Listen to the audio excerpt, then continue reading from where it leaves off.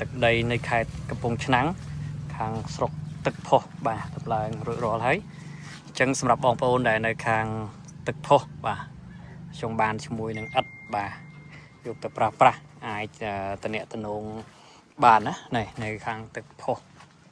ទៅចូលតាមមុខវិទ្យាល័យ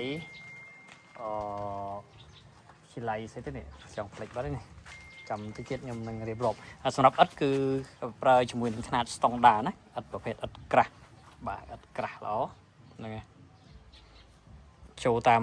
វិទ្យាល័យខ្លុងពពកណាហ្នឹងហើយនៅខាងស្រុកទឹកផុស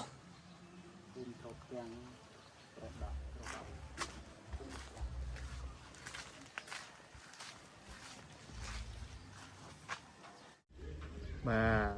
ទរាល់បាទមកគ្រឿងទៀតហើយនៅខាងស្រុកទឹកផុសបាទយើងទៅឡើងហើយយើងនឹងចេញដំណើរពីនឹងទៅគឺទៅខាងស្រុកបរិបូរម្ដងបាទយើងទៅឡើងទៅខាងស្រុកបរិបូរមកគ្រឿងដែរថ្ងៃហ្នឹង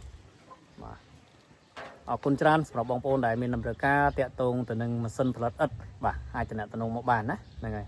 ហើយយើងមានសេវាកម្មដំឡើងជូនបងប្អូនមានការសេវាប្រឹក្សាបាទសម្រាប់បងប្អូនដែលចង់បង្កើតអាជីវកម្មតខ្លួនបងប្អូនអាចតំណែងមកប្រឹក្សាយោបល់មួយខាងខ្ញុំតើបងប្អូនប្រើជាមួយនឹងຂະຫນាត់មួយណាបាទដើម្បីឲ្យត្រូវទៅតាមតម្រូវការទៅតាមអាជីវកម្មនៅក្នុងស្រុកក្នុងភូមិឃុំរបស់បងបាទជីវៀងយើងទិញទុយពេកខ្វះធ្វើឲ្យខ្វះទីផ្សារធំពេក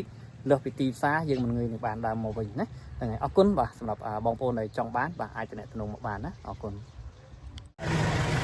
ចេញមកគ្រឿងទៅហើយបាទខាងកំពង់ស្ពឺគឺបុកនៅតែមានតម្រូវការណា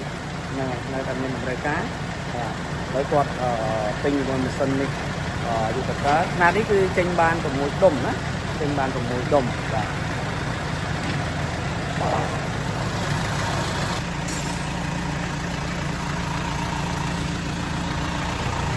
អញ្ចឹងសម្រាប់បងប្អូន